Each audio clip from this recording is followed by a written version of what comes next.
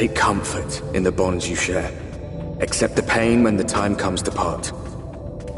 Press on, for joy and sorrow walk hand in hand. Beyond Mount Garik lie the hills of amber, beneath which run hidden veins of mineral wealth. Or ran, at least. Mayhap they are spent. Or mayhap the ringing of hammers can yet be heard below.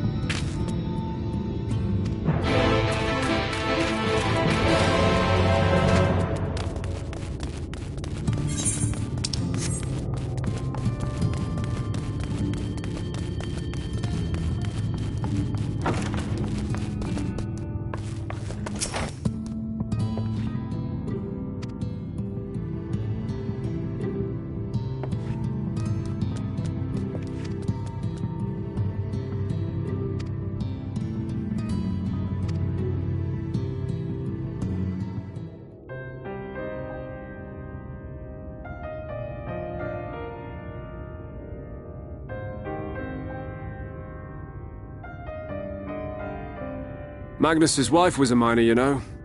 Greatest prospector there ever was. When the golem heart started failing, she was the first to head out in search of more.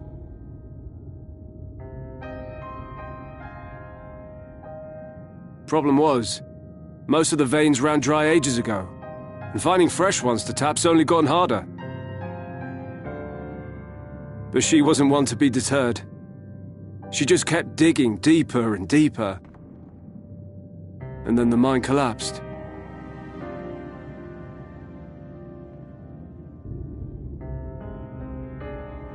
We labored day and night to clear away the rubble, but it took us 2 months to find her. To find her body.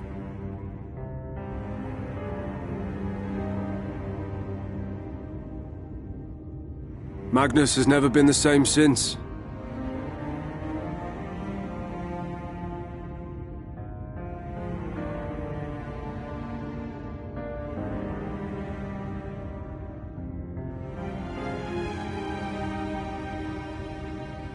Where is he, if you don't mind my asking? Ah, yes, well, if he's not here, there's only one other place he'd be.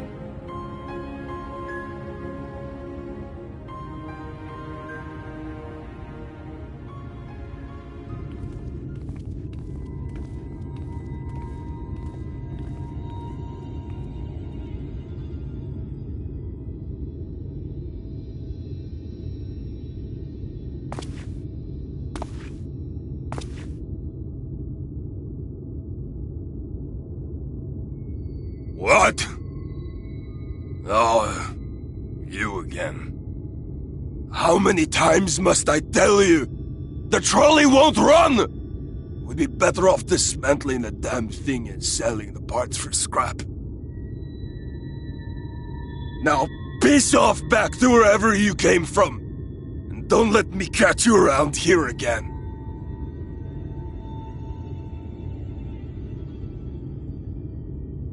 What were their names?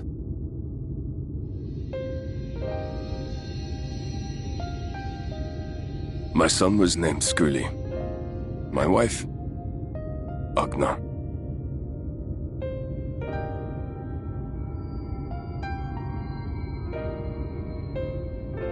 Being here with them, it beats going home. Home stopped being home when I lost them. I thought to try and drown my sorrows, but somehow, the bottle's never deep enough. No bottle is. Believe me, I know. You've lost someone too?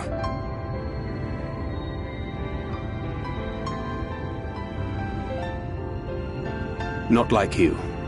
Not my own flesh and blood. I grew up an orphan, so I never really knew what family meant.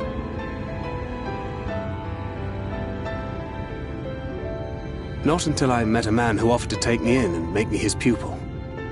He was a kindly soul, always looking out for me, like a father. Not that I appreciated that at the time, or anything else for that matter.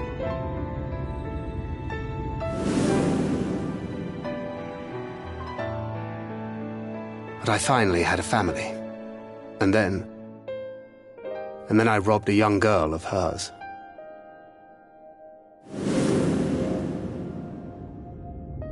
I did my best to make amends, to offer her comfort. But the more I look back on it, the more I realize just how inadequate my efforts were. I let her down. That is why I refuse to let her legacy die.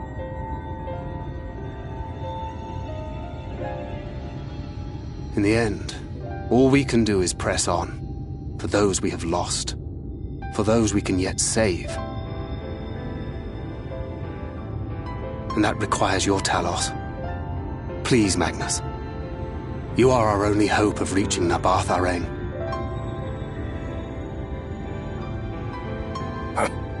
What rubbish.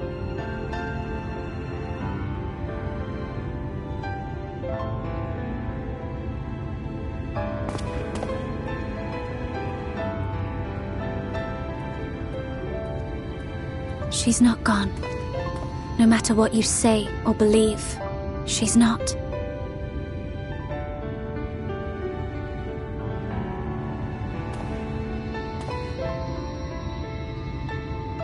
We can still bring her back.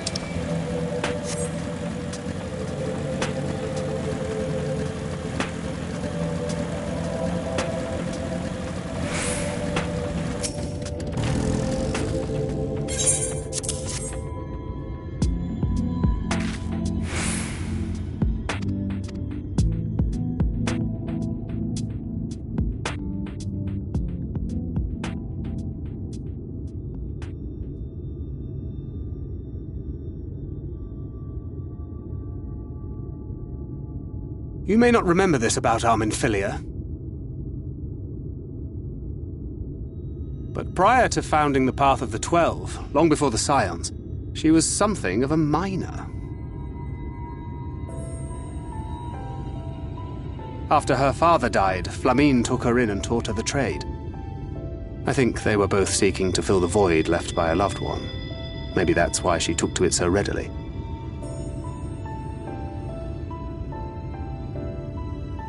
Back in those days, I spent most of my time in the Quicksand, or some other tavern, loosening tongues and gathering secrets.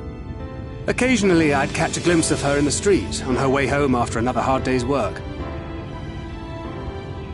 I always felt a wave of relief when I saw she'd come back safe, along with a pang of guilt at the fact I wasn't there to support her as I should have been. Simply speaking with her more than once in a blue moon would have been a good start, but I could never bring myself to do it.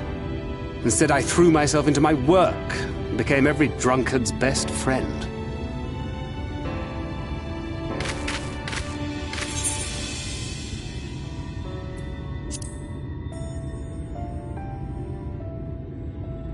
Far from it, and Flamine has never let me live it down.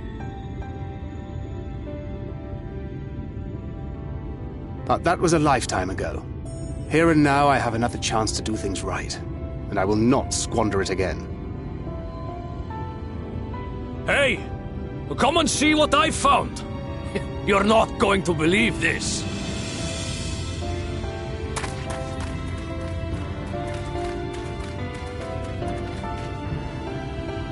Tell me it's Leonine.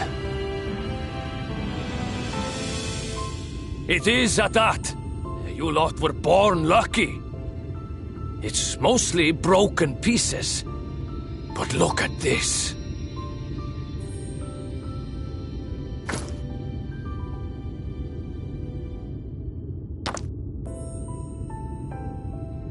This is a rather fine specimen. It's been decades since we found anything approaching this big. But that's not all. There's an engraving on it. Ah, these scratches here. They're a little hard to make out. To my beloved Magnus and Schoolie.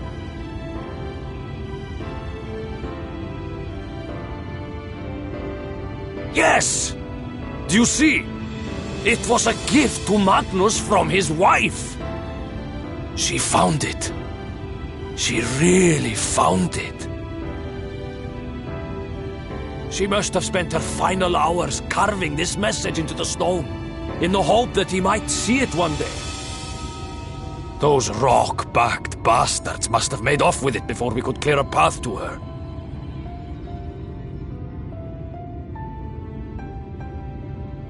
It's fate that brought you here to find this stone. No other explanation. It makes me wonder what else might still be buried in these parts.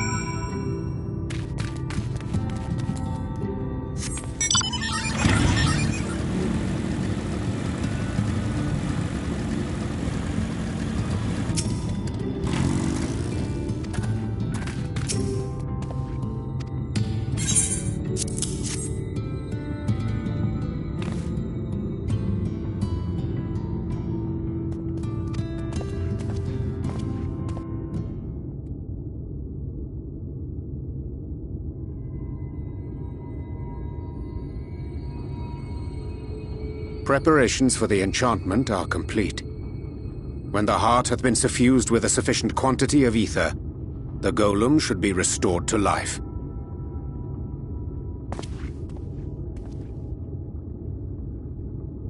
All right then.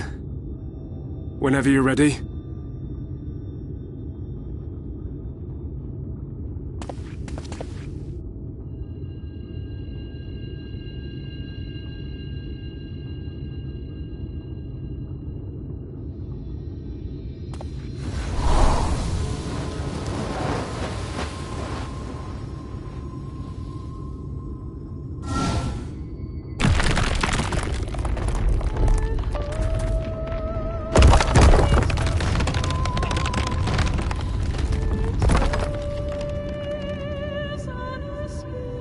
It's working! It's working!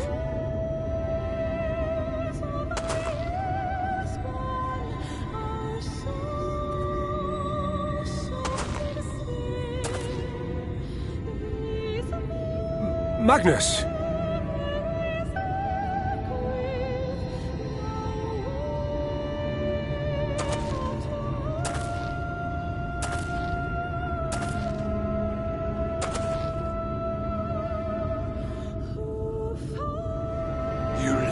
For this? This wretched heap of stone and rubble?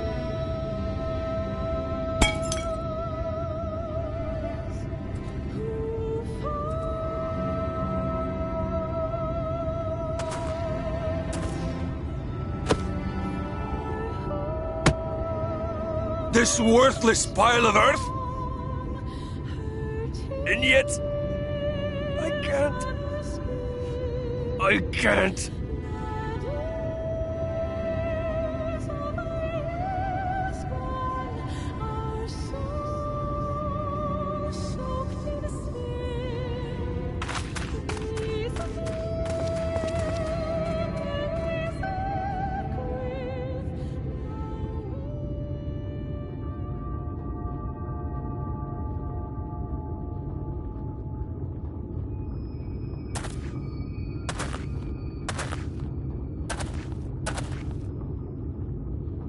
What troubleth thee, child?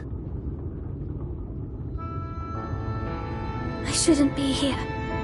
I don't deserve to be. I don't deserve any of the things you've done for me. I'm just a burden, helpless and hopeless. If tomorrow came and I was gone, it would be better for everyone.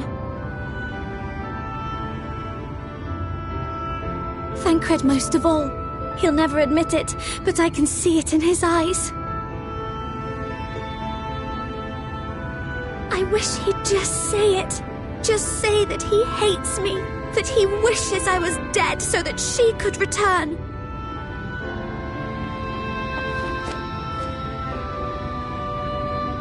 None of this is thy doing, child. 'Twas I who set the oracle on her path unto the first. I who condemned you all to suffer these torments. 'Tis my sin alone, and one that will haunt me unto my dying day.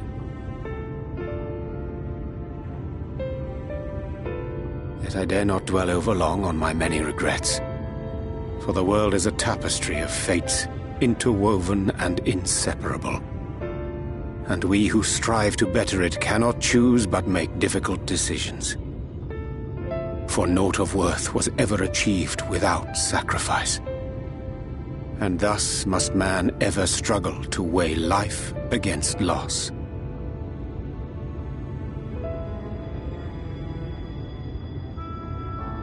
The one for whom thou mournest beareth no grudge. Were she here, she would not suffer thee to languish in sorrow. She would tell thee to seek thine own path, thine own purpose. It is a truth which I myself was slow to learn. Yet a truth it remaineth. Thou needst but have faith, and all will be well.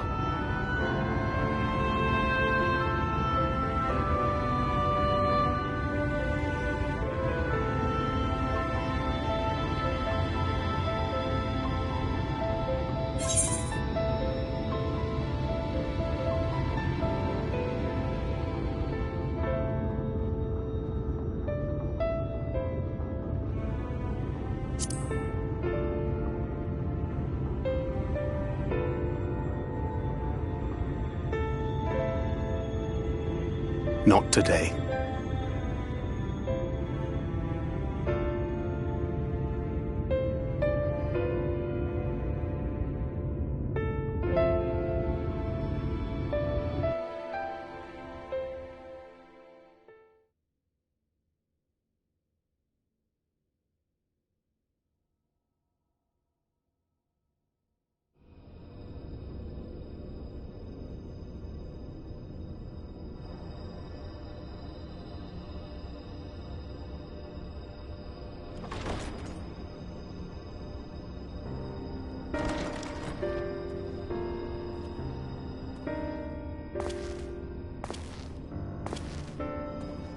To what do I owe the pleasure that is your extended stay? Oh, to the tediousness of our hero's present endeavors. That and the insufferable abundance of light in Armoren. I should be glad to keep my distance. Oh, I'm rather fond of sleep, you know. It's a wonderful way to pass the time. Not that my compeers would agree, mind you. Always on the move, the lot of them. Like La Hebrea, constantly jumping from vessel to vessel. Such fire, such determination. So much passion, fleeting and forgotten.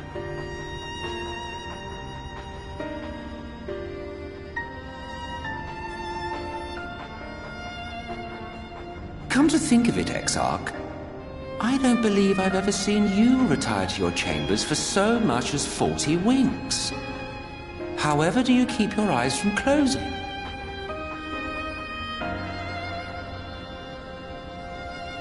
The cold shoulder. You wound me, sir. Always so guarded in our every interaction. Interactions you curiously refrain from sharing with the Scions and their champion.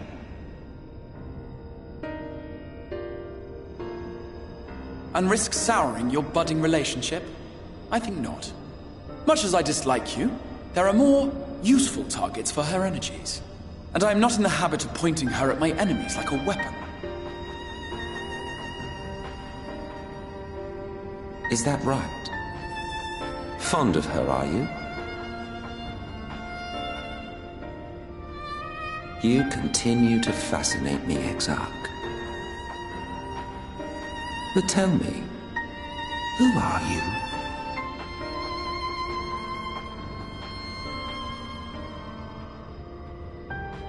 The once great nation whose ingenuity gave birth to this tower was shaped by my hand. As such, I know full well the wonders it can facilitate and those it cannot. There is nothing in these walls which could have aided you in summoning our dear friend across time and space. Much less in possession of her mortal flesh. Not even I could have performed such a feat. I see. You had a hand in Allag as well.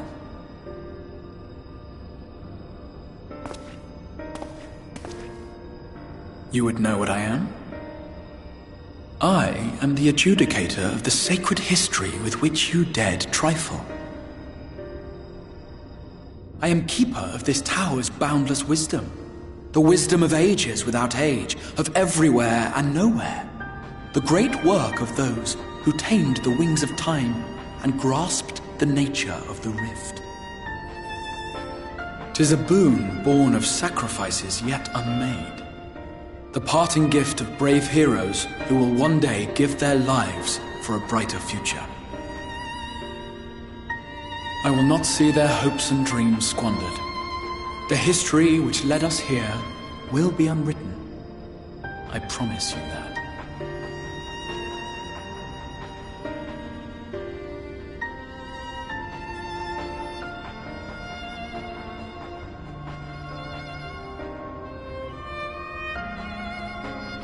Well, it seems we're both eager to fulfill our duties then.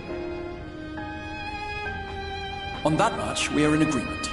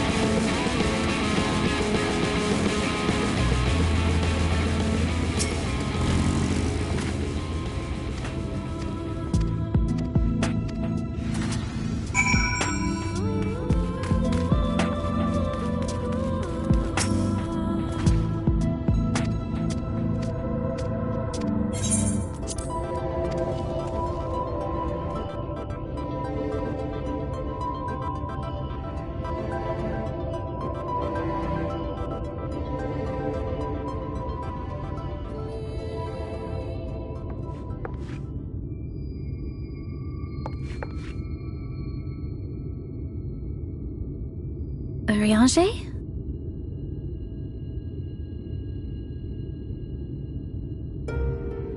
Thou must needs carry on without me.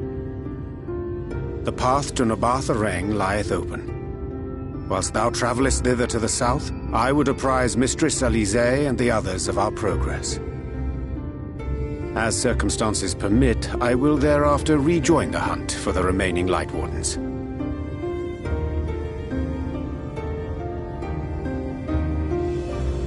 Magnus, will the gate close immediately after the trolley passes through? No, it will stay open until someone closes it manually. Built that way to prevent any untimely accidents.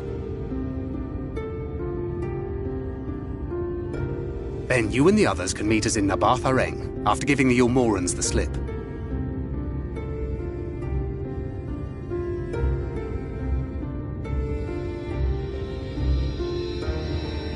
Urianger.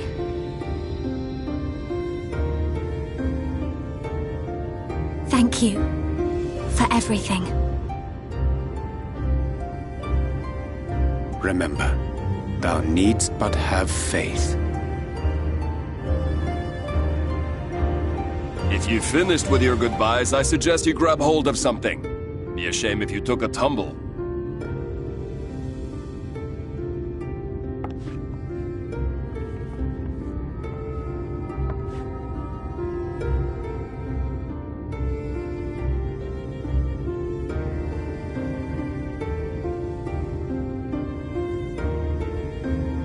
The tracks beyond the gate aren't in the best of shape, so the trolley can only go as far as Malik.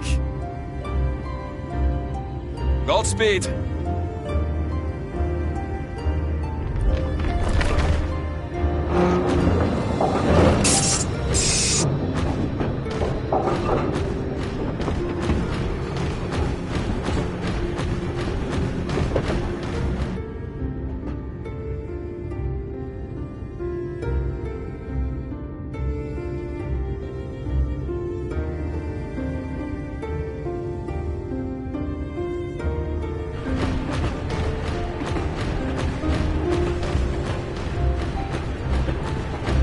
Ah, that must be the gate.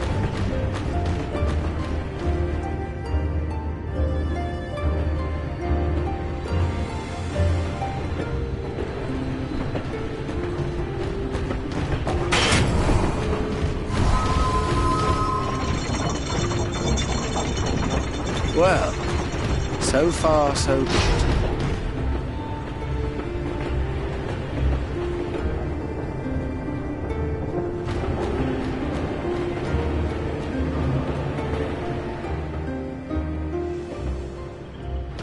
Wait, is that Ranjit?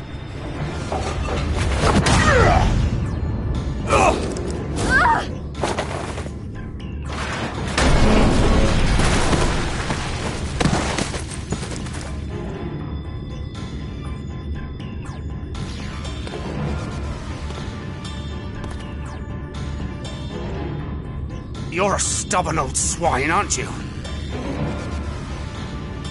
One who has mastered Gukumots fears not the blackest pit or the fieriest hell. Your deeds in the east did not go unnoticed. Long have I lain in wait, and sure enough, you did not disappoint.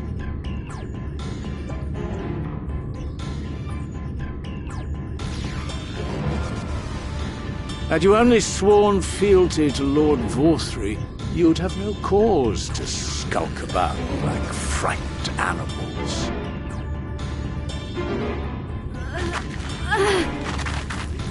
You will remain as you are, while I dispatch these villains. No, I won't. I won't let you. You forget to whom you speak. Who armed you, trained you, fought and killed 1,000 sin-eaters with you. And when you were inevitably cut down and lay lifeless in my arms, who sought out your successor to carry on the futile struggle again and again?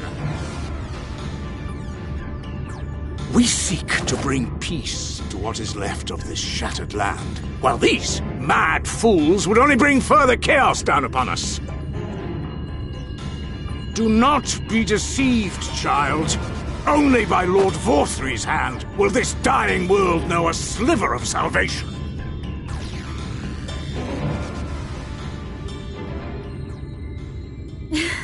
I don't know about the world, but I never asked to be saved. However much it hurts, and however hard it gets, it's my life, and I want to live it on my own terms!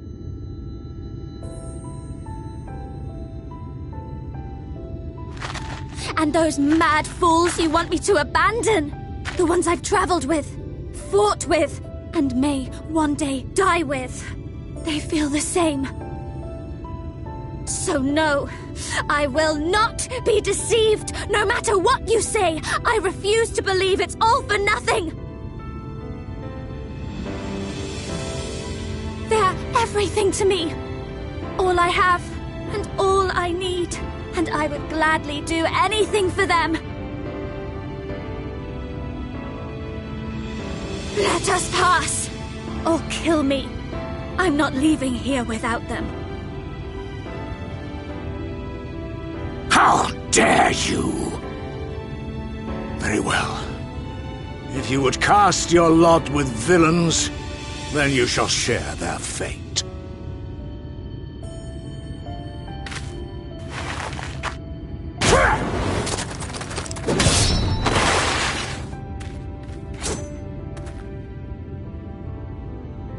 I heard what you said, and I'm sorry for all the things I've left unspoken.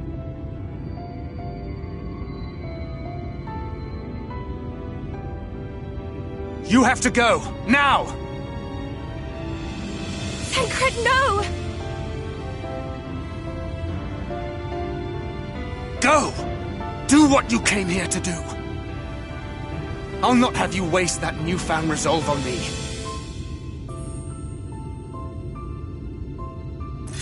I leave her in your hands. Hurry!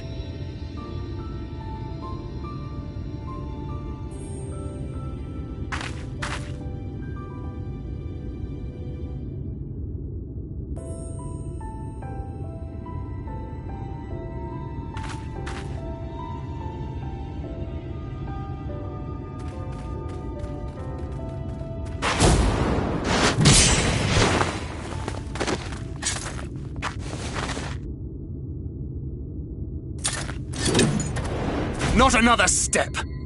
Your fight is with me! You think yourself her protector? As if a whelp like you could be a better father to her than me!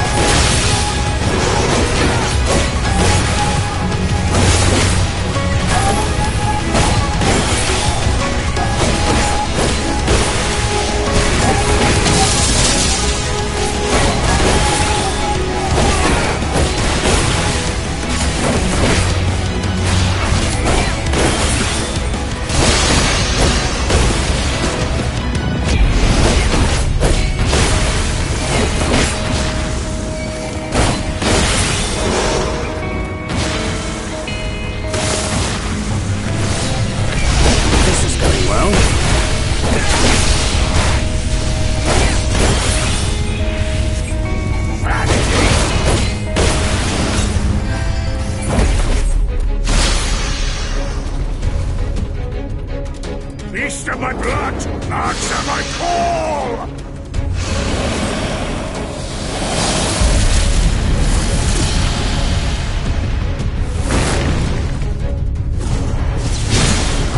Rend my foes and ward their blows!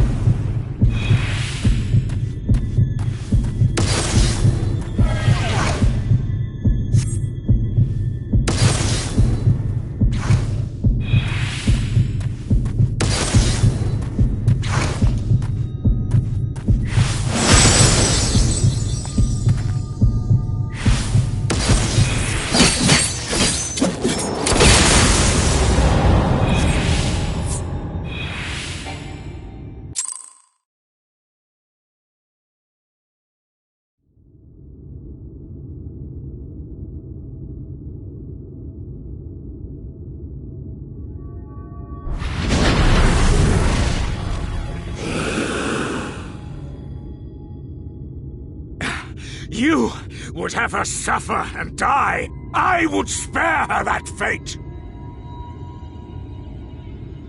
That is not for you or anyone else to decide, ever again.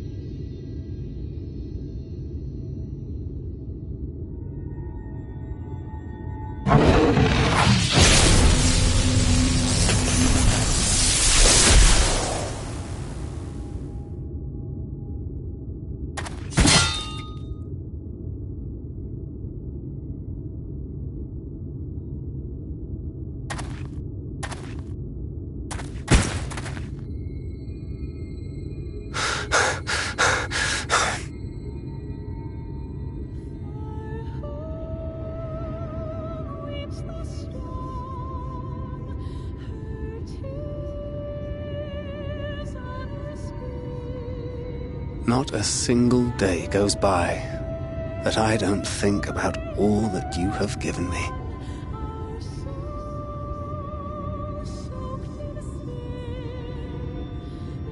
Countless memories and moments I took for granted. Gods, you grew up so fast.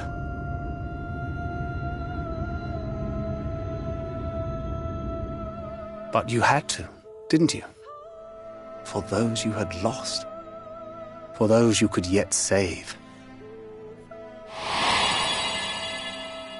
A world teetering on the very brink of oblivion, for which you gave your everything, without hesitation. Your kindness, your compassion, your love. Then and now.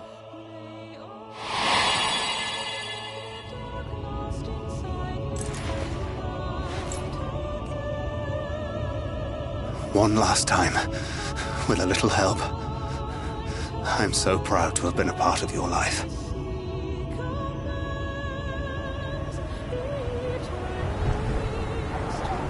Oh, Minfilia.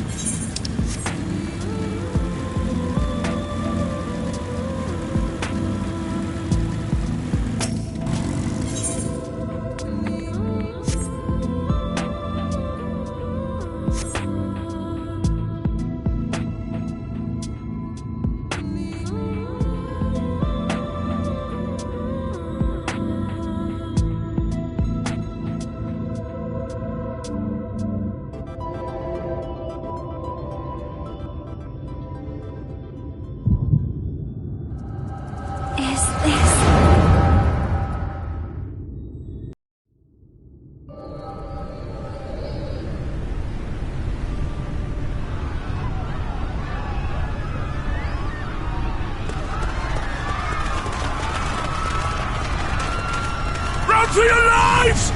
It's the flood! The flood! Ah! The end is nigh! Look! There's somebody up there! On top of the palace!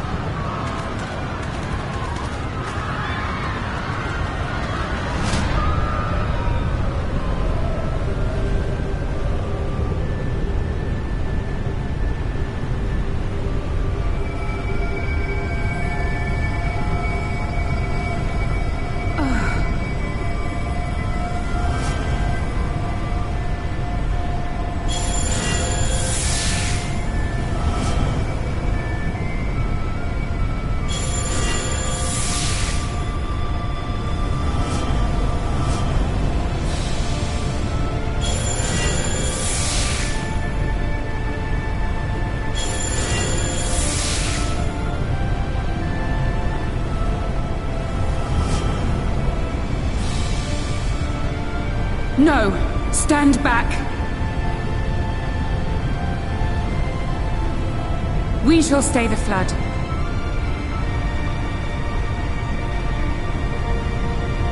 But this is what I want!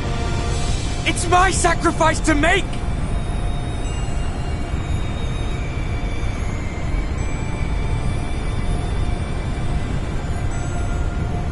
Your time has not yet come.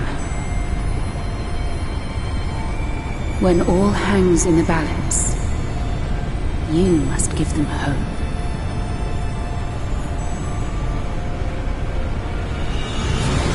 Minfilia!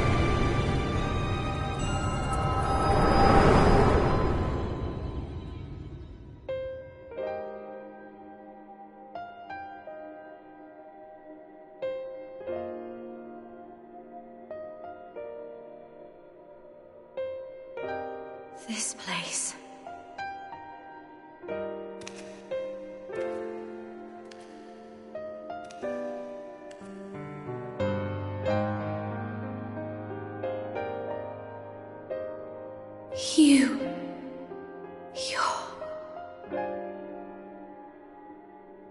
Ours is a meeting long overdue.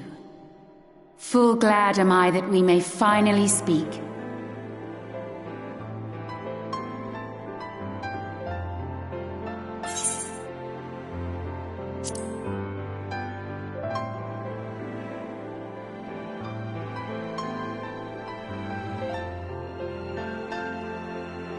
My dear, sweet child, yours is a burden none should ever be forced to bear. Such pain and suffering you have endured, yet still you came. For this and more, I thank you.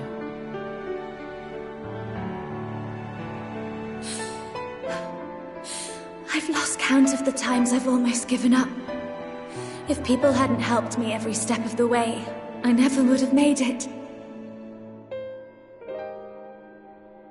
Yet here you stand, resolved. Now, tell me your heart's desire.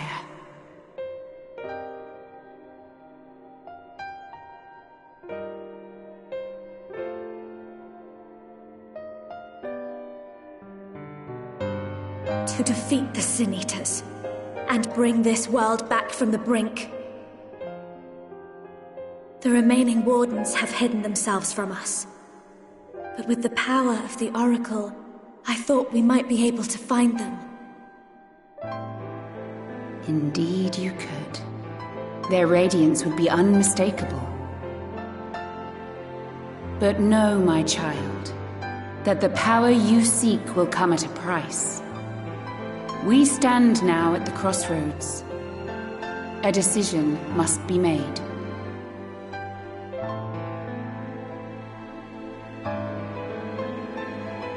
Tis only natural to be afraid, to hesitate. But for your many trials, you have grown stronger and wiser.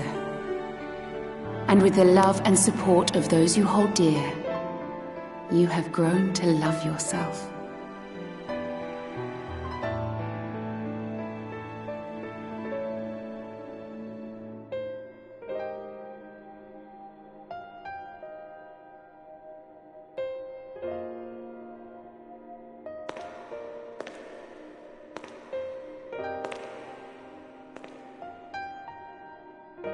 The flood has washed away so much of this world. So many people and places and possibilities, and all the heroes who fought to protect them. Yet here the Scions are, trying so hard to help those few of us who remain, and seeing how tirelessly they work, how completely committed they are to the cause. I can't help but believe.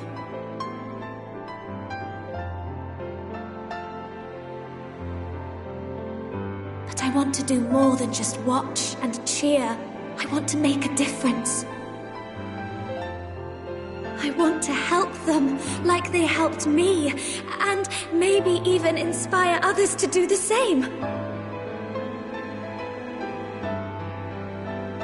coming together, providing for one another. That's the only way forward I can see. Since all of our heroes are gone, we'll just have to make heroes of ourselves.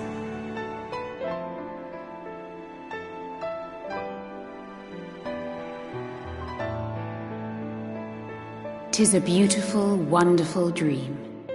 One we share. Though my power was all but spent in staying the flood, I prayed this final act would give hope to those who survived. That self-same hope lives on in you. It gives me comfort to know that the future is in capable hands.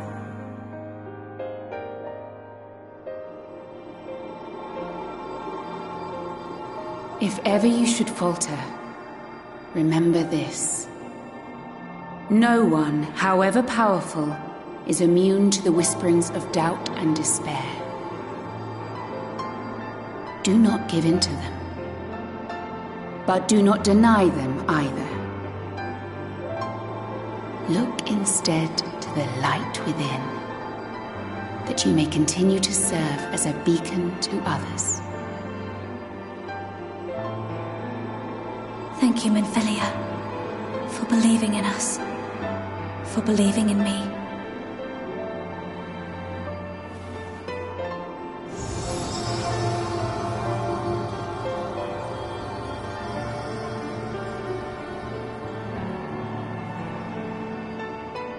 Dearest friend, no words can express my gratitude to you for keeping her safe in these tumultuous times. You are a hero to us both. But not even the most valiant heroes can stand alone.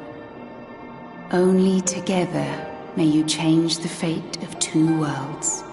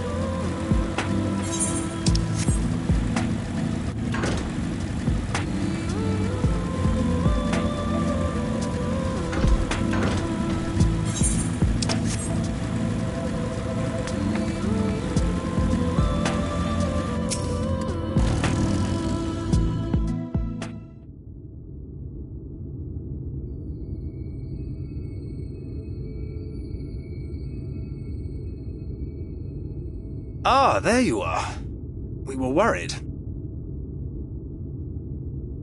Really? She wasn't the one that nearly got herself killed. It's a good thing Urianger called on us when he did. You were at death's door when we found you.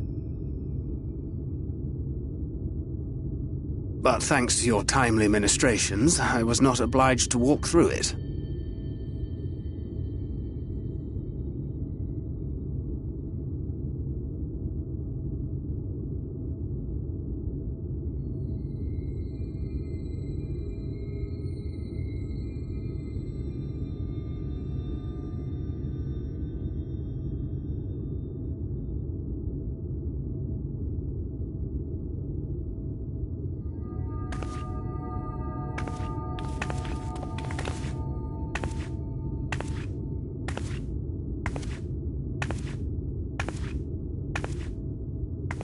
Minfilia?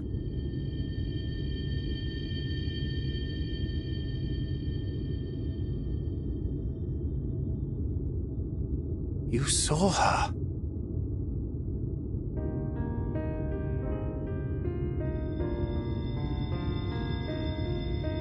I know I haven't exactly been pulling my weight up till now, but that's all going to change, starting today. I'll do whatever it takes to make Minfilia's dream a reality.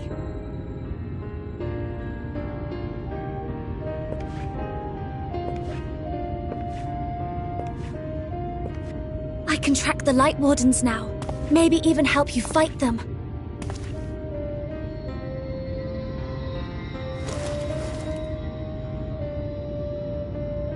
I'm glad you're back.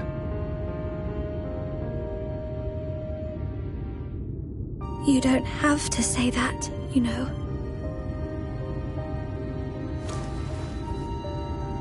But I want to. Your family. How else would I feel?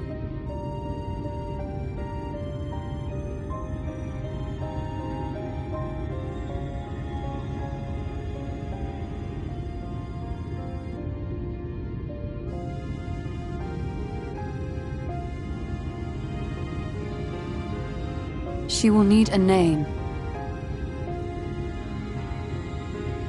A name?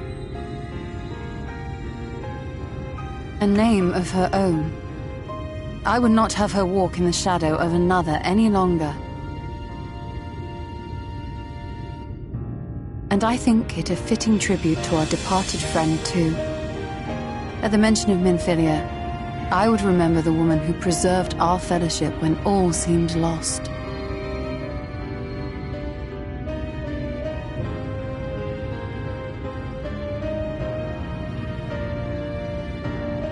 Do you remember what you were called before you were taken to Yulmore?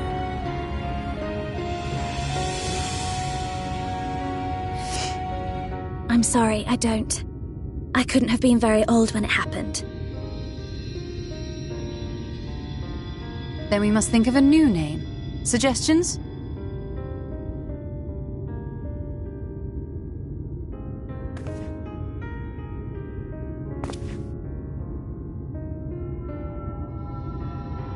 If the lady herself has no preference, I think the honor should rightly fall to Thancred.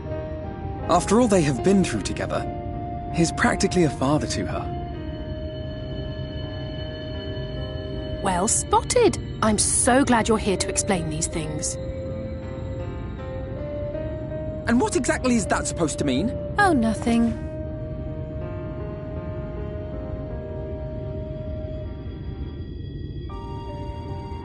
What about Reen?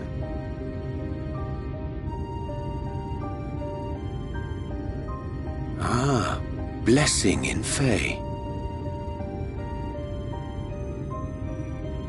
Wait, doth this mean thou wert listening when I delivered my lectures on the Pixies? Not exactly, but that one word made an impression.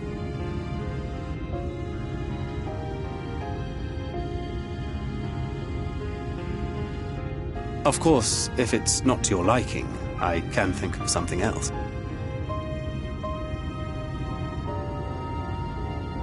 Reen. Yes, I rather like the sound of it.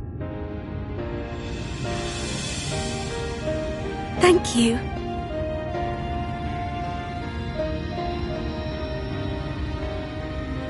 That settles it then. Welcome aboard, Reen. I won't let you down.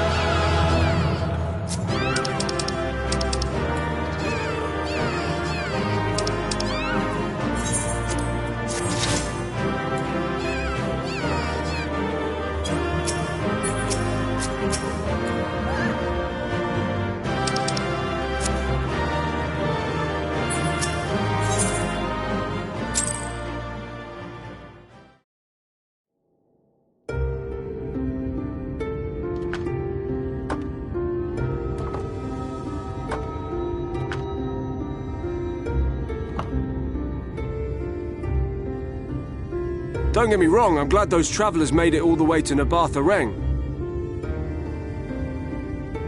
But when Urianger told me the Talos was in pieces, and the trolley didn't look much better, I couldn't help wondering what in the hell's had gone on. What indeed? At least the heart is in one piece. The rest is replaceable. Looking at this mess, though, it's a miracle they survived. You can say that again. What the? Are you seeing this?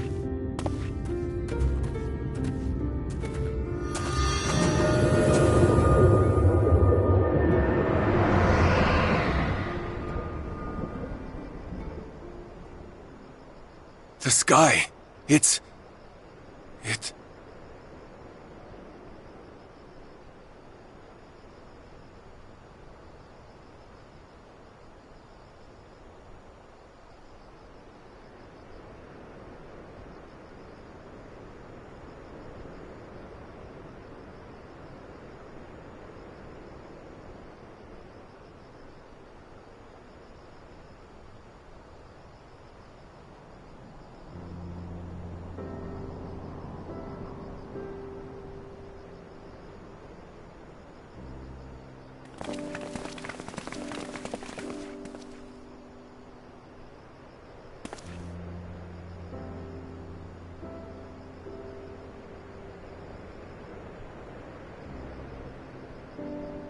At last, night has returned to Amareng.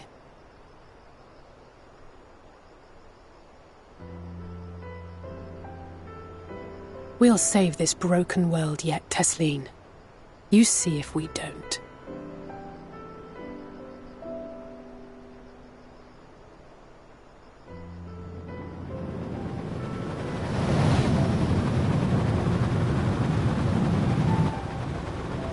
No doubt retreating in the wake of the Warden's demise. Back to Calusia, the last refuge of light. Home to our dear Lord Vorfrey, who will no doubt do everything in his power to thwart us.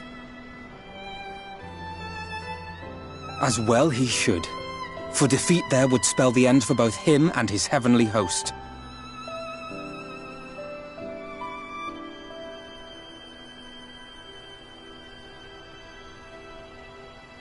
There the fate of this star shall be decided.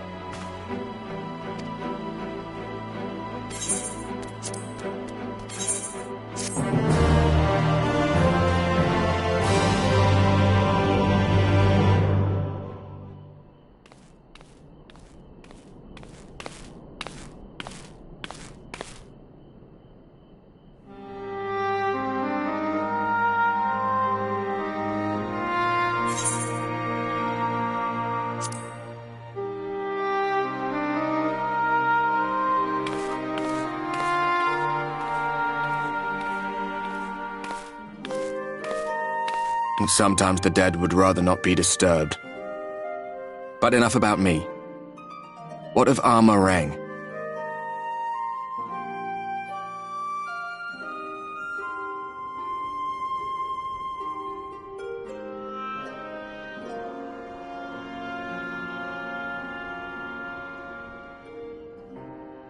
I see.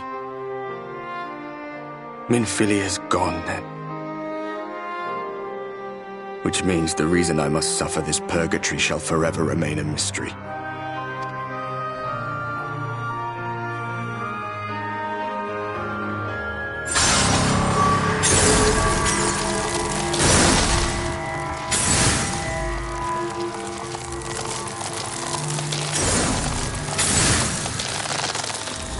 What's the matter? Are you all right?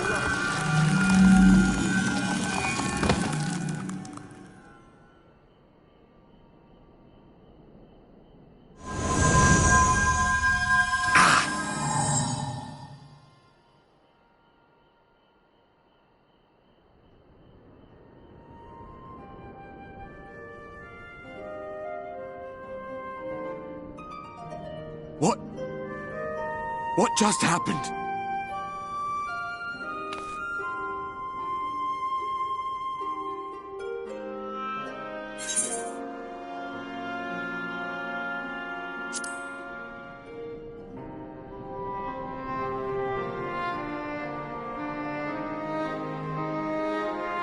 Minfilia said my time had not yet come.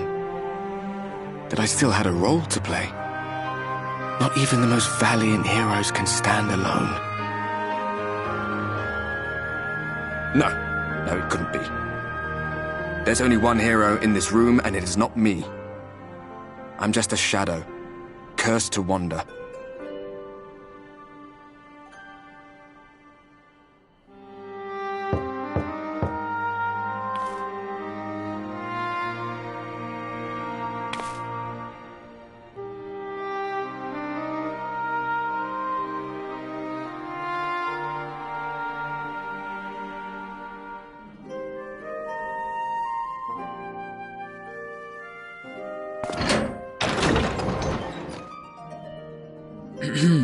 Forgive the intrusion, but Minfilia, that is, Reen, and the others were asking after you.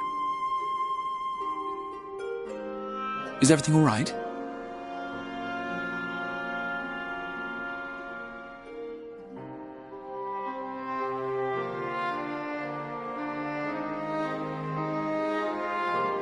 That pain again. And did it pass?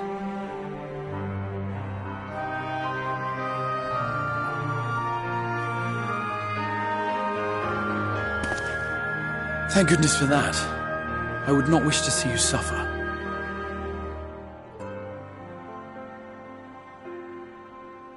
Though I know only too well how much you have suffered on our behalf in recent days. Indeed, I have no right to impose upon you further. Nevertheless, I must ask one thing of you. That you survive this, no matter what. When the dust settles, you must return to your world, for the battles to come and the wars yet unwon.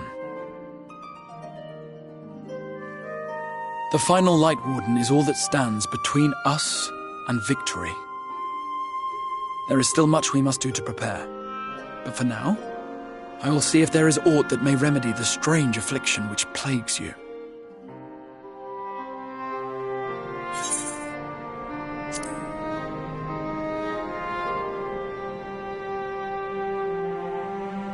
Of that I have no doubt. Even if I had my pick of every Reflections heroes, I could not have asked for a finer champion.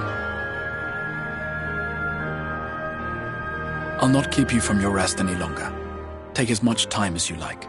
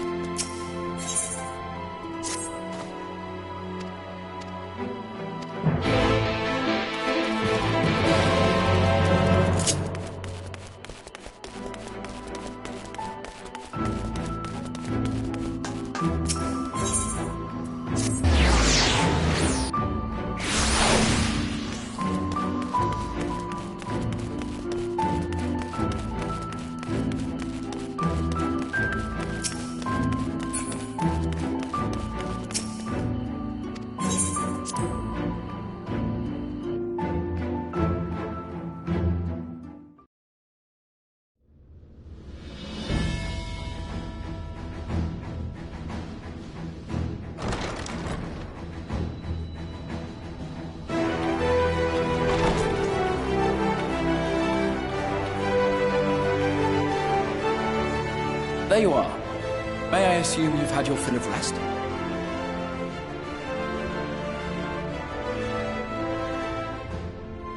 That is well. Now that we are all present, let us speak of our plan. Thus far, we have vanquished 4 Light Wardens, restoring night to much of Norvrand. Only one remains, that of Calusia, and with Reen to guide us, I am certain we will find it.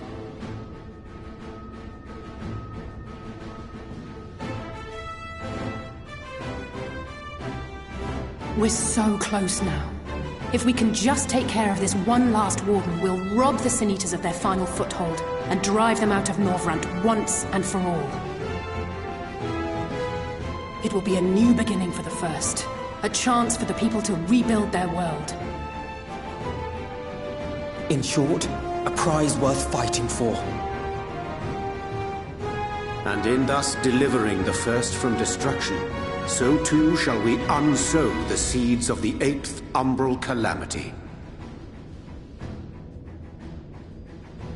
Do you hear? Your dreamed of rejoining is in jeopardy. Are you sure you're not tempted to intervene?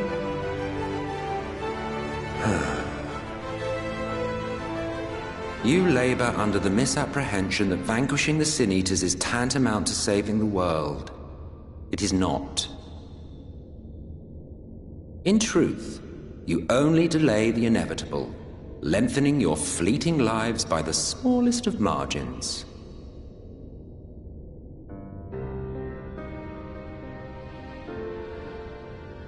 Twould be churlish of me to deny you this small concession, close as we've become. Foolish and misguided though you are not without charm. Each and every one of you is possessed of a noble heart. When the weak want for succor, you do not hesitate to provide it. Alas, your nobility is short-sighted. You think only of the problem in front of your nose. A limitation of your ephemeral existence. Our lives may seem short and insignificant to the likes of you, but one does not need to be an eternal being to achieve lasting change. If I may stop you there, I do not claim that we Ascians are special. That is another misconception. In the beginning, everyone lived nigh for eternity. Such was the natural order of things. But like so much else, this was taken from you.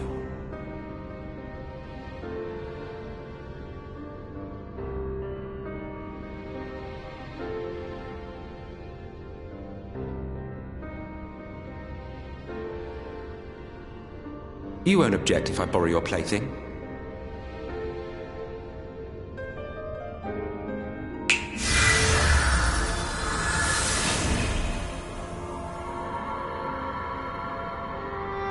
In the distant past, when the world was one and whole, a great calamity threatened all life. It began without warning. The very laws of the star were warped and broken, and chaos swiftly spread throughout the land. Faced with annihilation, we sought to imbue the star with its own will. Thus was Zodiac born, and by his power was order restored.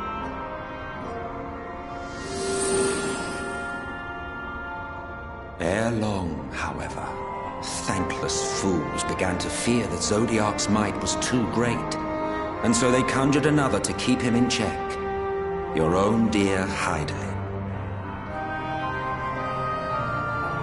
And the two beings waged war until, with a single devastating blow, Hydaelyn unmade Zodiac, scattering his being across space and time. So you told us in the Katana Ravel. Yes.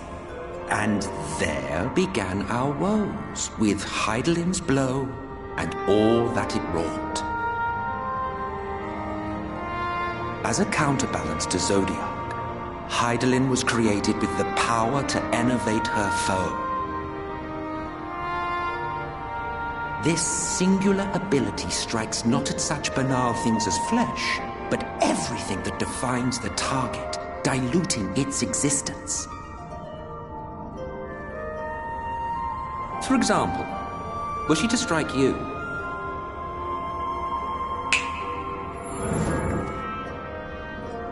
two individuals, identical in appearance yet reduced in all respects. Strength, intelligence, the soul itself, all is halved.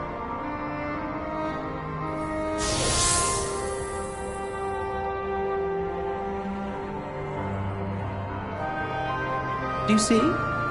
This self-same fate befell not only Zodiac, but the very star.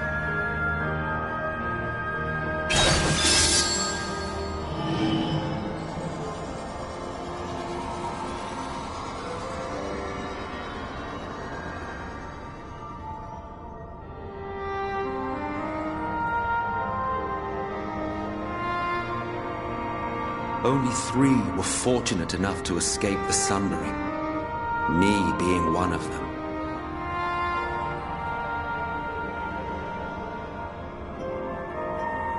When I beheld the shattered remnants of our home, I knew deepest despair. The inhabitants of these 14 fragments were feeble, frail and foolish, oblivious to their imperfection, ignorant of their past. Malformed creatures thrashing blindly about. Pitiful, disturbing, depressing. So, we took it upon ourselves to rejoin the worlds. But in our eagerness and, I confess, our ignorance, we erred and made a useless void of the 13th.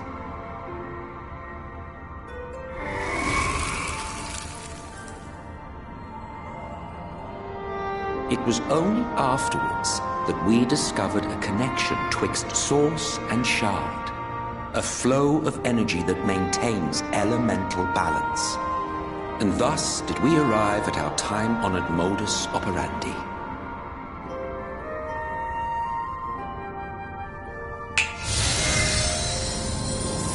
From a purely Asian standpoint, it could be said that what you seek to do is only logical. But that would be to ignore the immeasurable destruction wrought with each rejoining. You have murdered millions, and this we cannot condone. By your fragmented existence, you continue to give rise to tragedies far crueler than any calamity. But yes, moral relativism and all that. Case in point, I do not consider you to be truly alive, ergo, I will not be guilty of murder if I kill you.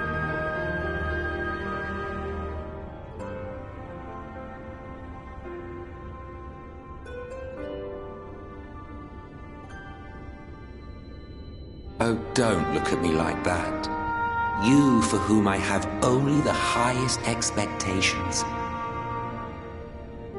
A vaunted hero of the Source, 7 times rejoined.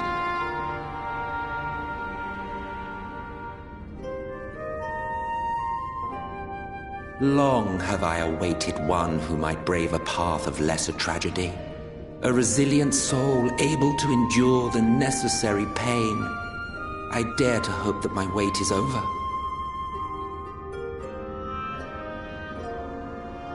So, finish your task and slay the Light Warden. Make proof of your usefulness, and then we may speak again.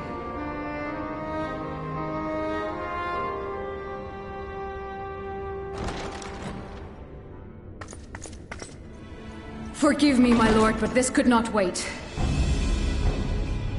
Speak freely, Captain. Our informant in Colusia sends word of unusual activity in Yulmur. It appears their forces are entrenching themselves at key points throughout the city, making ready for an attack by all indications. An intriguing use of resources. I rather doubt Lord Volfrey's concern for the safety of his citizens. You think he's harboring the Light Warden inside the city walls? Even if he does have some means of controlling the Sin Eaters, wouldn't that be a little risky? Risky or not, if there is even a chance the Warden is hiding there, we will need to act fast. The longer we wait, the better prepared the Yulmorans will be.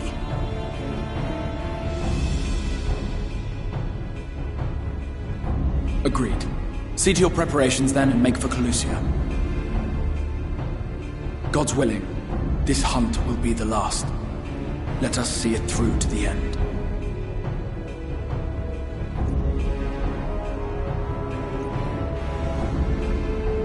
We should begin by assembling in Rite. There we may assess the situation in Yulmore and decide how best to proceed.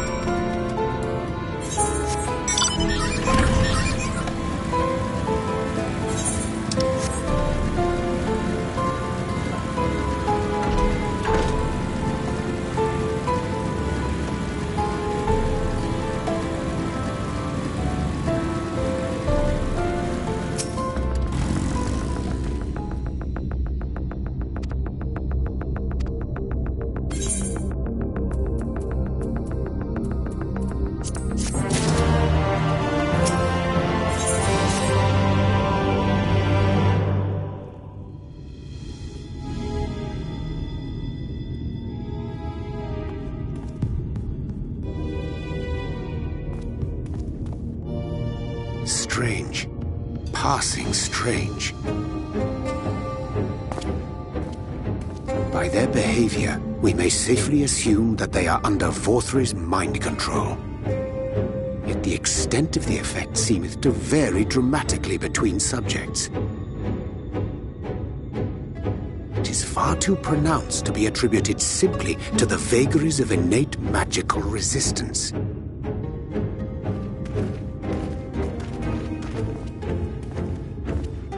Curiouser and curiouser. We met with no trouble en route. My thanks for securing the way.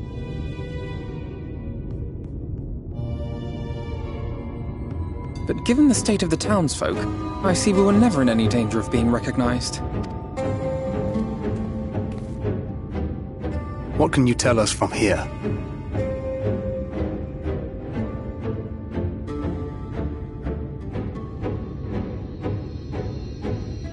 I sense a powerful eater in the uppermost reaches of the city. But there's something different about it. Its light is impure. We need to get closer. Oh, so that one's Alphino. Well, unless you're triplets.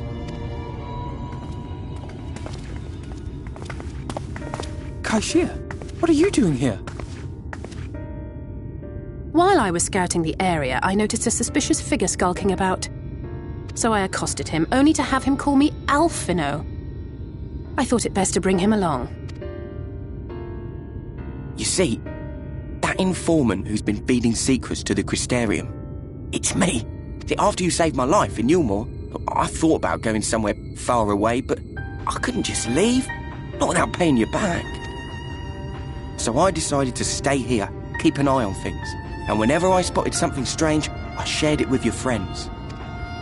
That took no small amount of courage. Well done. I assume you saw what happened here.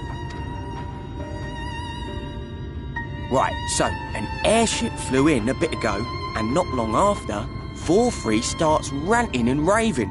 You could hear him from all the way out here. Geezer was doing his nut, shouting and screaming like someone had nicked his pie. 'Tis like the airship bore the soldiers sent to thwart our efforts in Armorang. So eventually the yelling dies down, and then this hot, sticky wind comes blowing through. Now that's when everyone went funny. No, everyone but me. Well, me and a couple of newcomers, though even they started mumbling about Vorthri after a while. Not as bad as the rest, mind you. Newcomers.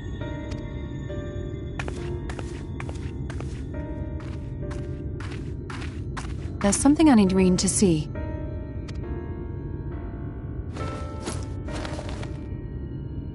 This was among the townfolk's food stores. Oh, that's just meal. Yulmore doles this stuff out. No, it couldn't be.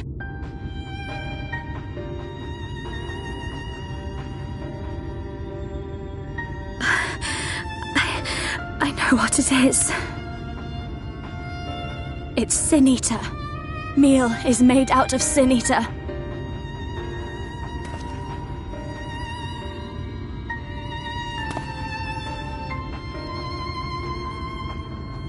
So it is. In limited quantities, it may have little effect on an average individual. Yet if one were to consume it regularly, over a period of several years, I suspect it would do far, far more than merely nourish the body. That Vorthri wieldeth power over Sin-Eaters is known. Could it be that those who partake of their flesh do thereby render themselves susceptible to his influence? It would serve to explain why the town's newer arrivals succumbed less quickly than those raised on a diet of meal. He's been rounding up Sin Eaters and feeding them to people, altering them mouthful by mouthful, all to stop them answering back. There are desperate souls out there killing themselves to escape turning. This is unforgivable. An atrocity. These Sin-Eaters. What if they are not simply rounded up? Do you remember what we were told when first we came to the city? Many enter, but none leave.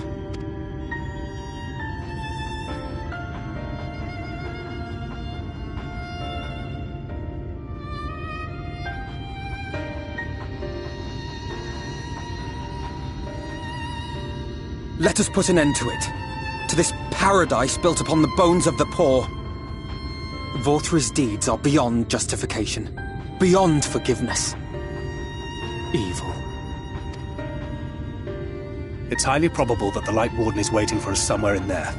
And I'm all for going after it. But our enemies know our faces. They know that we are coming, and they will not let us through without a fight. Like it or not, the time for stealth is past. Now, my friend, if you would be so good as to lead the charge.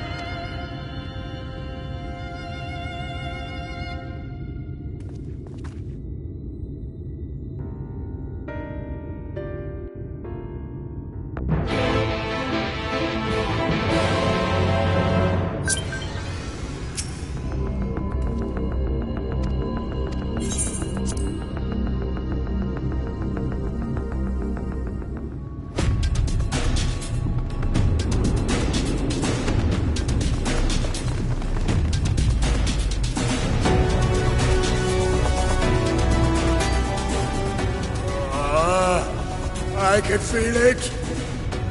A dark presence in my domain.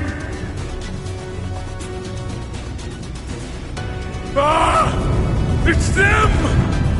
The villains who would sow chaos in my perfect paradise! Keep them away from me! I command you! Keep them away!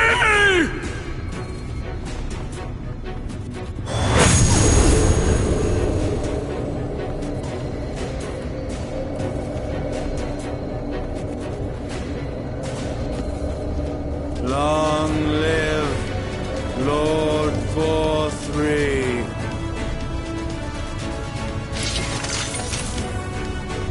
He would use his own people as shields. This area is older than Gate Town. There are bound to be far more civilians under Volthra's control. But they do not act of their own free will, and we must not harm them. As if we ever would. Press on with Alphano. We'll hold off the civilians and join you as soon as we can.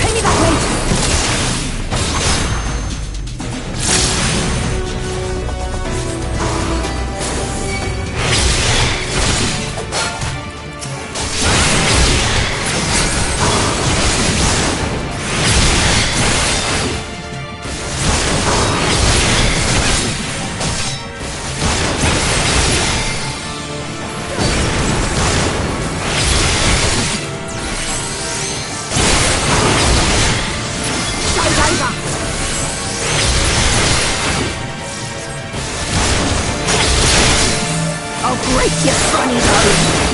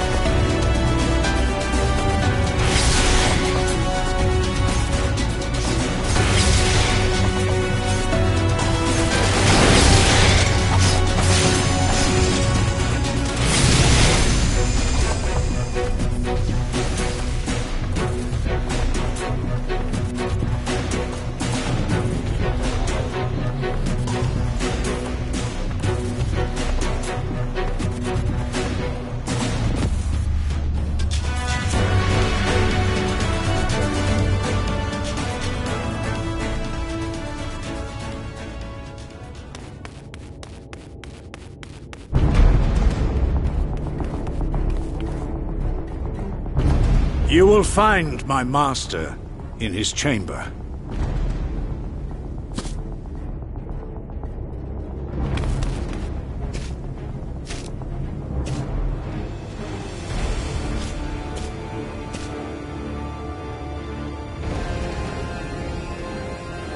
But only should you kill me this day. And you will not.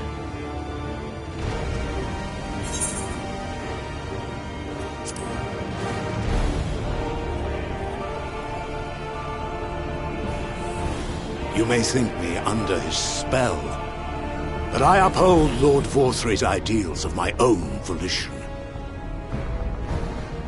Man is an inherently flawed creature. In his vain pursuit of righteousness, he but sows the seeds of future conflict.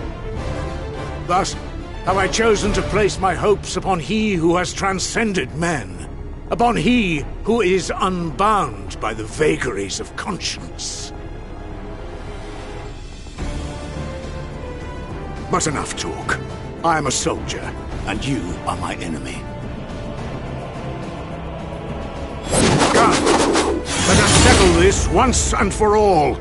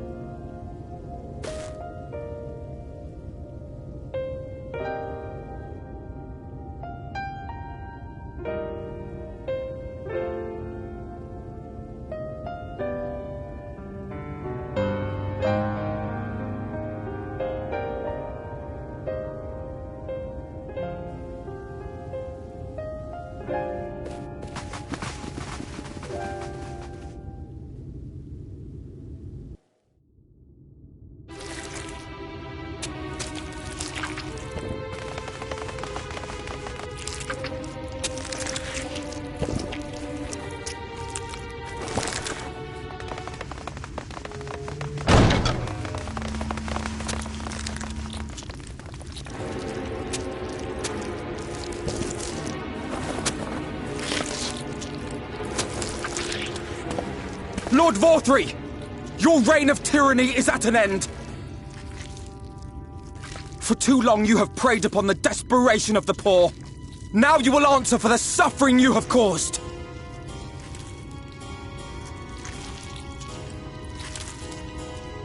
And if you harbour even a shred of remorse, I beseech you to use your powers to redress the balance for the future of all in Norvrant.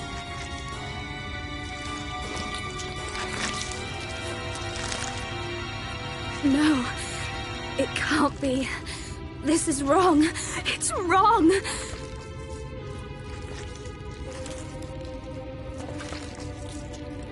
The Warden, it's not just a Sin Eater.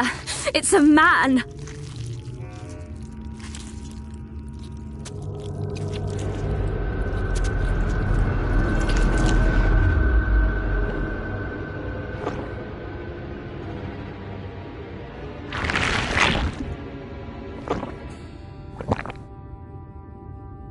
Remorse?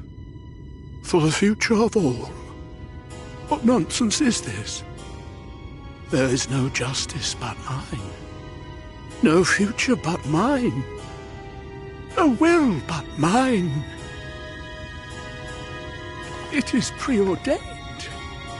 I was born to deliver this wretched world.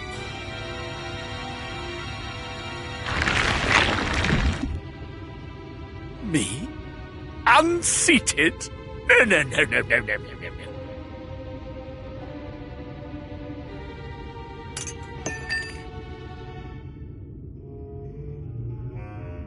It's impossible. Inconceivable. Absurd. I am a great and wise king. Greatest and wisest. I reign from on high. I will not be brought low by maggots like you! Ah!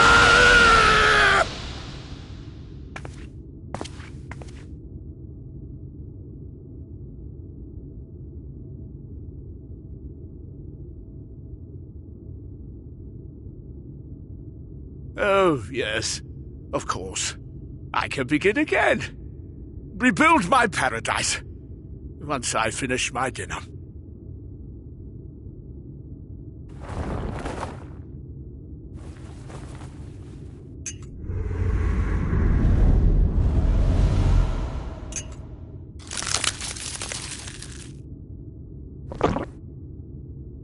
Oh God, no.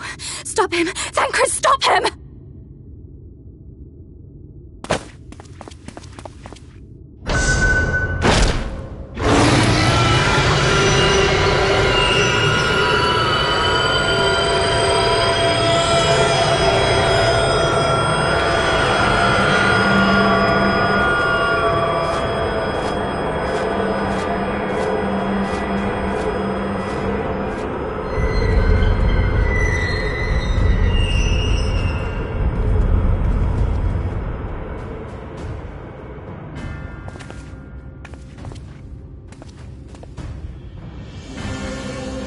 Where did he go?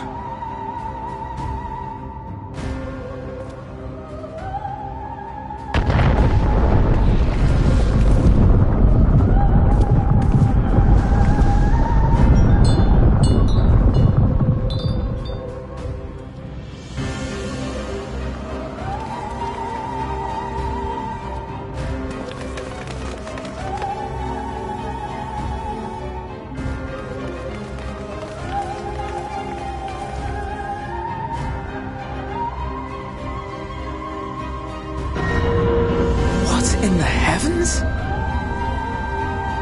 Did Vorthri do that?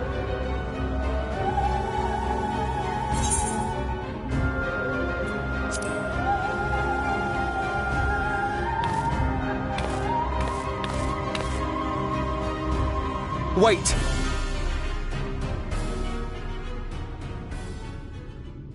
That is Mount Gulg, the highest peak in Calusia. It lies on the other side of a sheer cliff, and much as I wish it were otherwise, it is beyond our reach for now. But even if it weren't, there are people here who need our help. Oh, Alphino.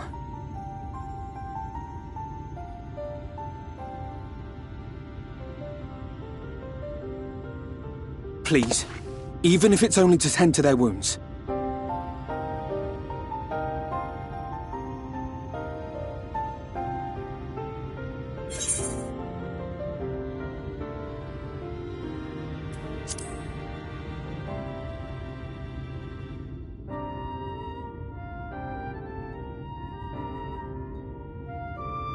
Thank you. I don't know if it will work, but if Vorthri's hold over the people is rooted in light, I might be able to reverse its effects. Will you let me try? Of course. We'd be grateful for any help you can provide. Well then, if it's decided, let's all get to work.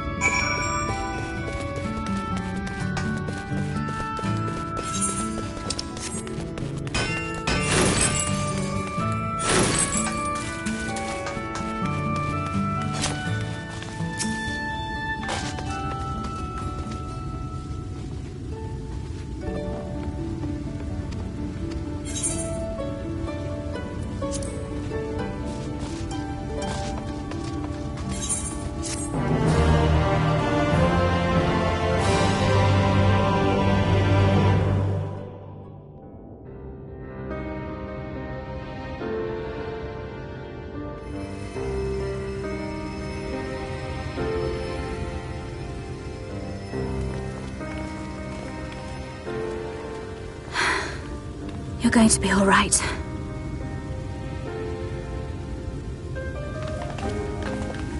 I think that's the last of them.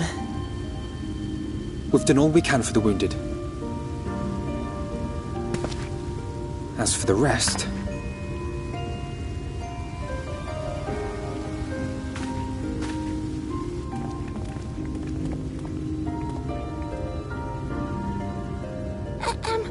Aren't you Alphino? The painter boy? What in the world is going on? Did something happen to us?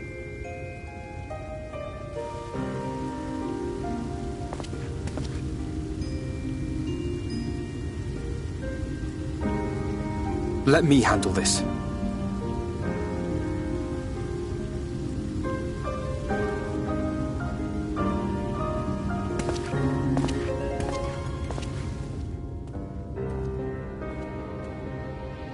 Citizens of Yulmore, what I'm about to tell you will come as a shock.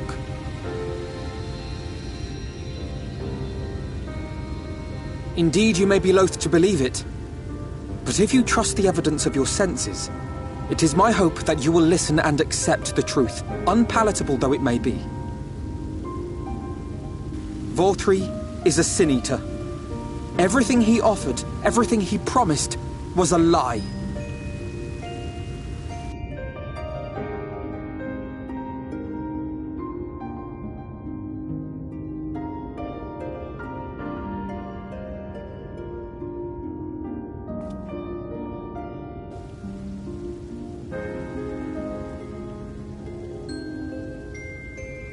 They're not taking it well, and who could blame them?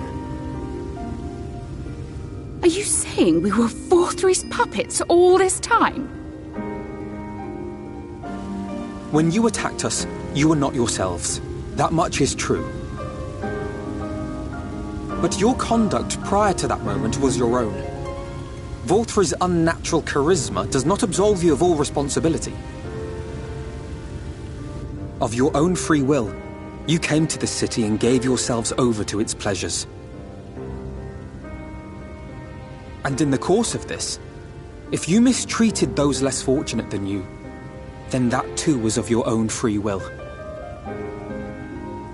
It is not for me to judge you, but for your victims, for history, for your conscience.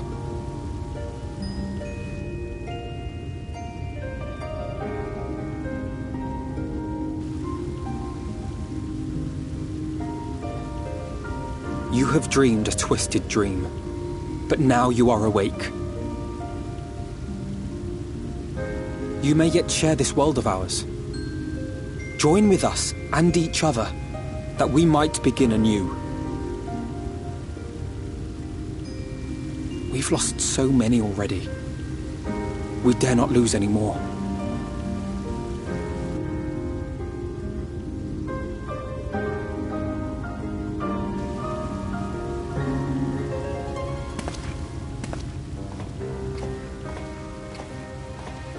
I have said my piece.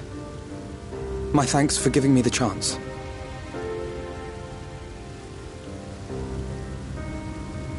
There is nothing more to be done here. Let us go after Vorthri. Is there anything we can do to help?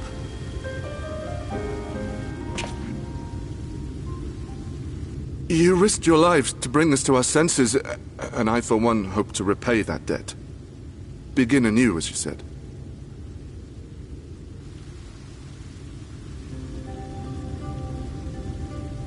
Vorthri has fled to Mount Gulg, and we mean to pursue him. Do any of you know the way?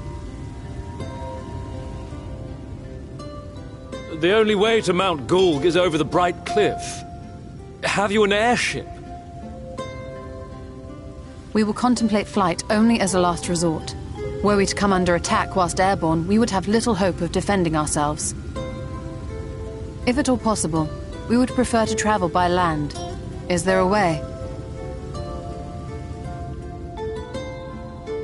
Well, the ladder is the only way up and down the cliff, but it hasn't moved in a long time. In the old days, it was operated by the mining folk who lived at the top. After the flood, it saw less and less use, and when Lord Vorthry took control, it was abandoned altogether. So we somehow need to get the ladder working again. It moves by means of a talos, if that's any help. But good luck repairing that.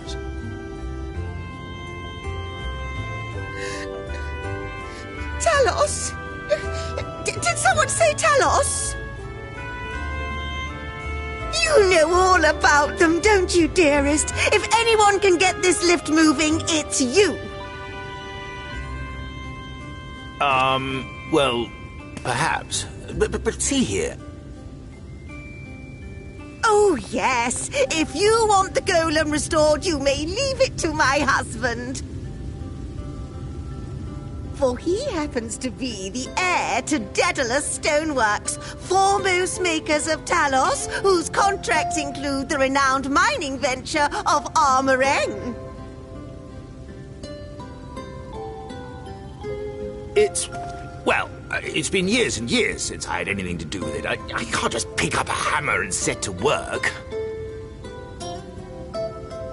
You can't? No, that's not what I... It's just...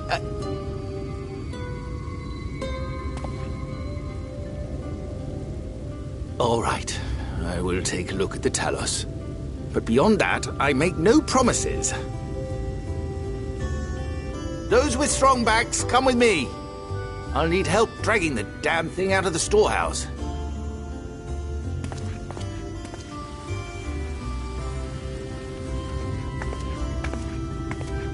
Well done, brother.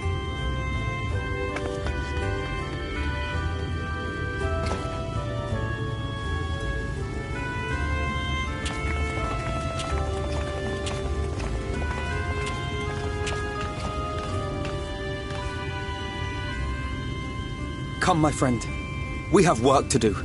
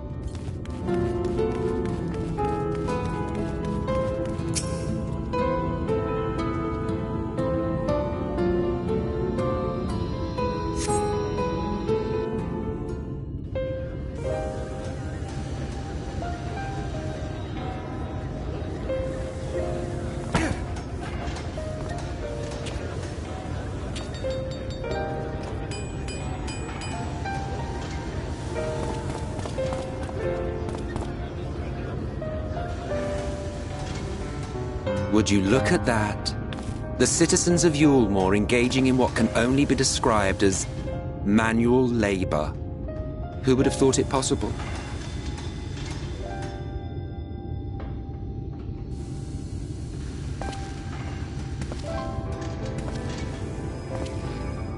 Do you know the most reliable way to deal with those who stubbornly refuse to see reason?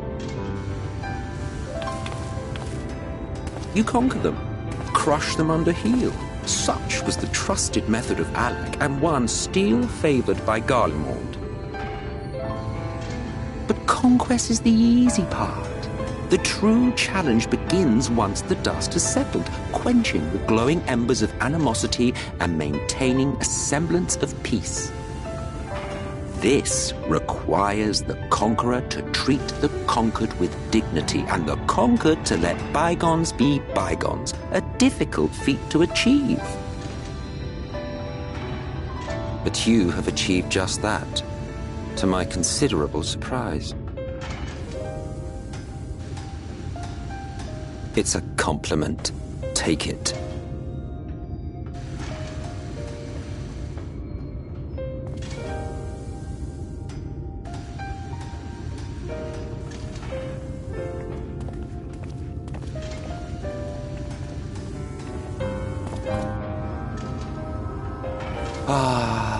The vibrant energy that fills the air when like-minded souls gather.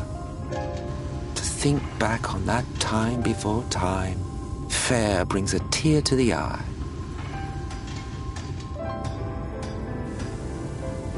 What? You thought ancient beings like us incapable of crying?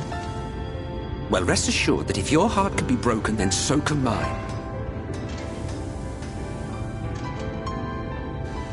Back when the world was whole, we had family, friends, loves. Men knew peace and contentment, and with our adamant souls, we could live for an age. There was no conflict born of want or disparity. Our differences paled into insignificance next to all we had in common. And then there was Amarant. Never was a city more magnificent. From the humblest streets to the highest spires, she fairly gleamed. Not that you would remember any of this.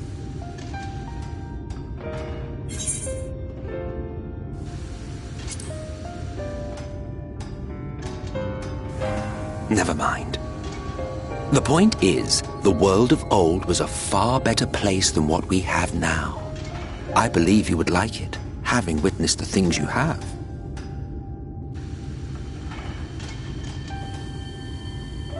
Remember, you are of the source. Unlike the half-men here, you stand only to gain. Should you survive the remaining calamities, you will become our equal. A complete existence in a complete world.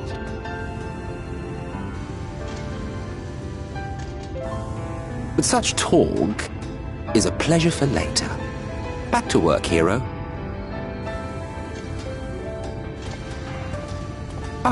There was one thing I had meant to ask. How well do you know the exile? Has he ever deigned to show you what hides beneath the cowl?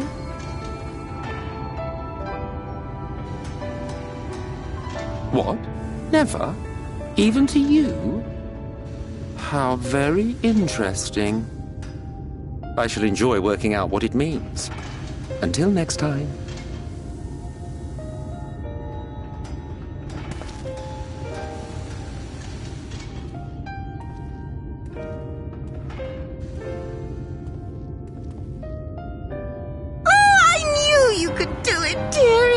I never doubted you for a moment.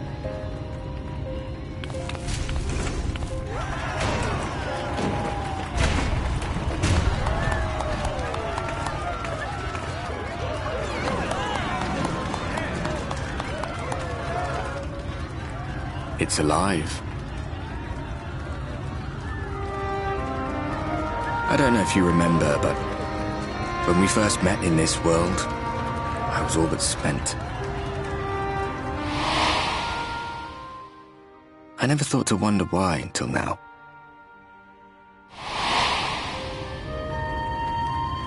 I think it all just got to be too much.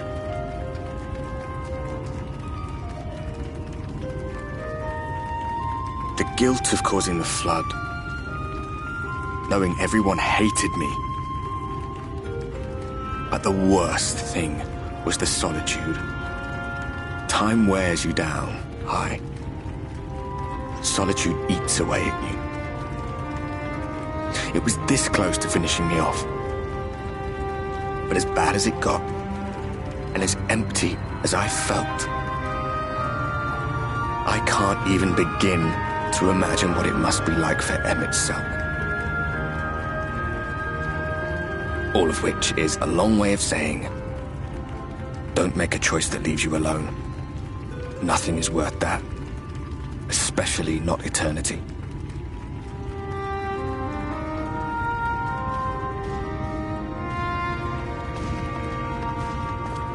Glad tidings, my friend. The ladder lives again. The three of us have been invited to do the honors. Are you up for it? Of course, if you're worried that the whole thing might come crashing down, we can always find someone else.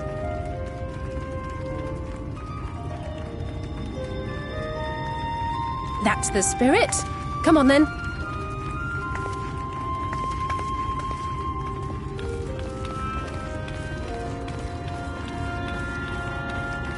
We rode the ladder too, my comrades and I. Once upon a time. Watched the horizon grow, and the town shrink below us. Awed and terrified in equal measure, we ascended without a word, the silence broken only by the rhythm of the gears.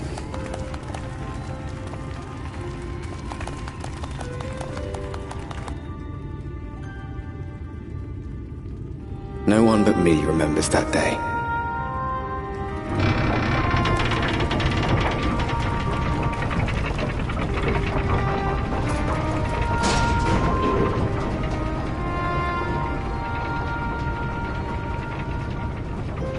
Remembers our journey and our end. Retread the path. Seek, and you may yet find.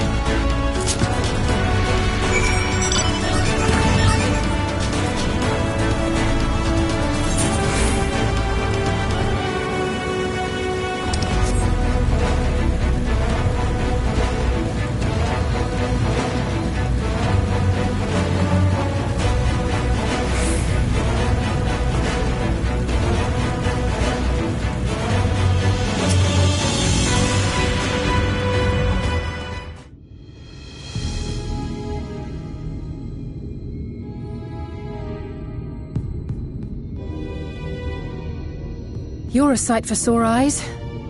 I don't know about you, but I bumped into quite a few sin eaters out there.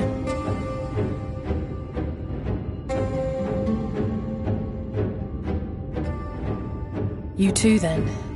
It seems the closer we get to Mount Gulg, the more of them there are.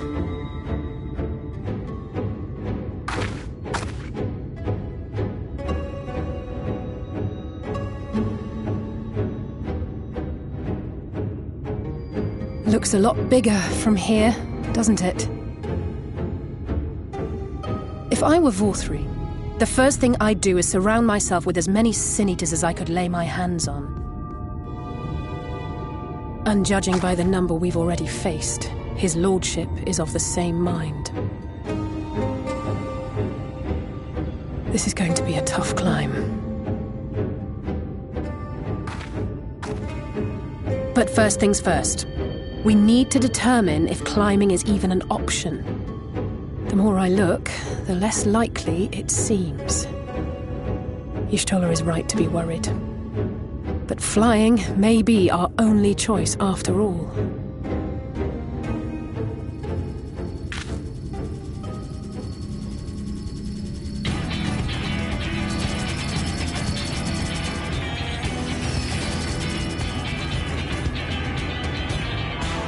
There you are. Master Alphino was afeard you had met with some misfortune.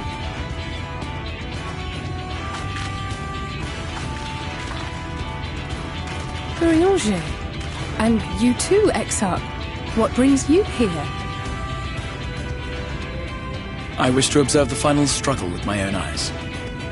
I arrived at Bottom Rung too late to accompany you, but I was in time to join Urianger and the others. Come, let us see how this unfolds.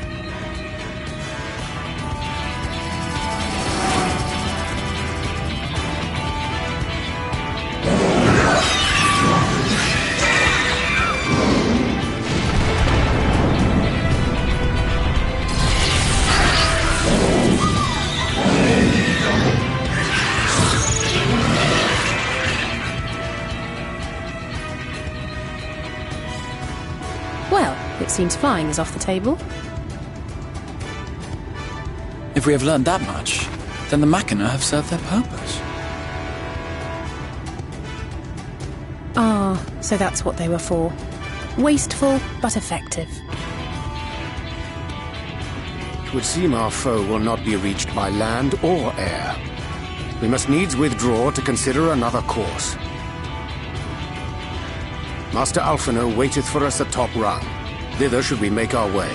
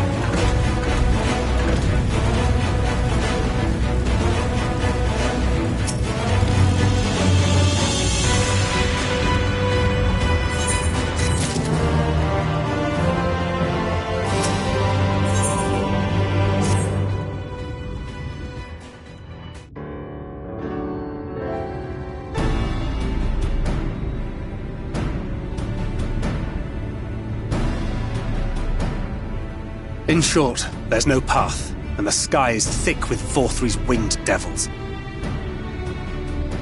We might consider Amaro, but without extensive training, we cannot hope to contend with the Eaters.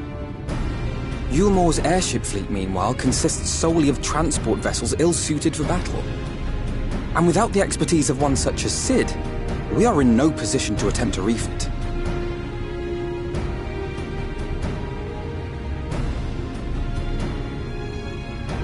Oh, it's so frustrating! That wretched mountain should jolly well come back down to us! Now, dearest, we mustn't disturb these good people at their work. We've ridden the ladder and seen the sights. It's past time we took our leave.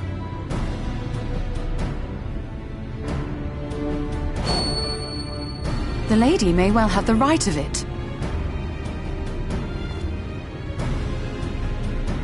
Mount Gulg will not soon come down to Earth, nor can we compel it to do so.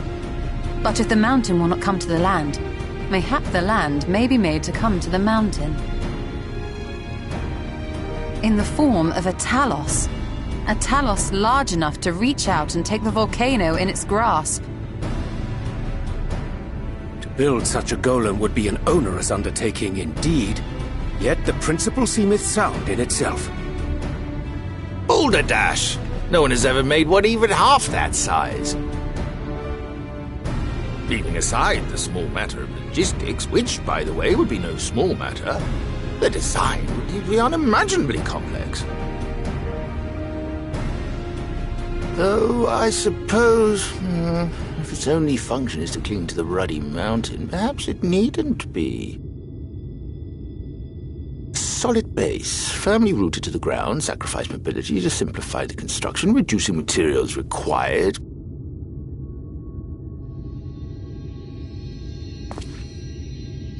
Wait, what am I thinking? We would still need a veritable army of people to do the work. Left to the crew that helped down below, it would take decades, if not a nice round century. So we need more hands.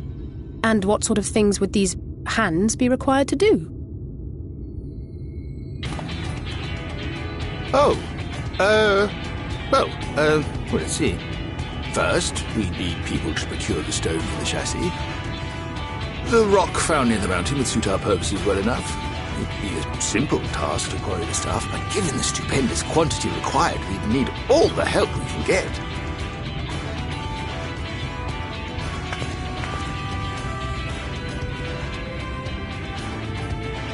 We have friends amongst the miners of Armoring.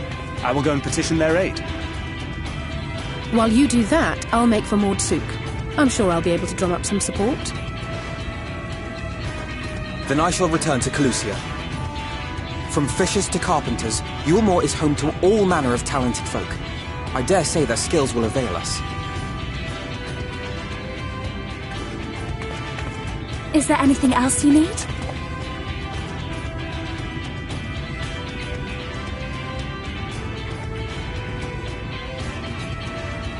Well, yes, actually. Magic. Lots of the stuff, as much as possible. To awaken a Talos of this size, you'd require an entire congregation of mages. Many among the Knights Blessed are gifted in the arcane arts. I will recruit them to our cause. The Fey folk, too, possess surpassing aptitude in magics. Yet they are not wont to cooperate in the endeavors of men. Leastwise, not without making all manner of mischief. That being the case, I would instead call upon the people of the Crystarium, with thy permission, Exarch. We are at your disposal, as are our Amaro and Chocobos. I'm sorry. You mean to tell me you can call on not only the people of Yulmor and the Crystarium, but the Knights Blessed and the Maud, and even those miners? But that's just about everyone in Ballynorvrand. Who are you people? And how did you come to have so many friends?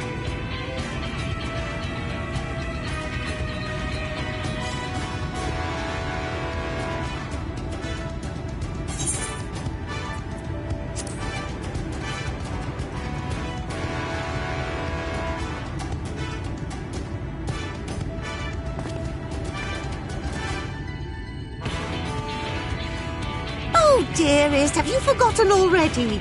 Alfino told us that when we first met. Actually, that may not have been... never mind.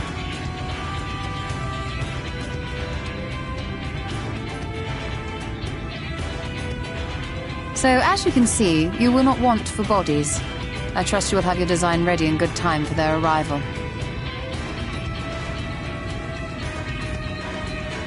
Norvrant is counting on you, heir to Daedalus Stoneworks.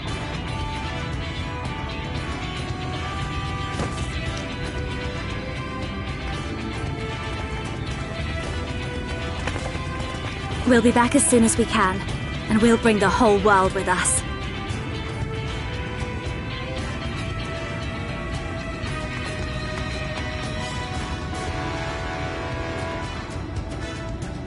I take it we will be assisting Master Chime, though I am quite sure he has everything under control.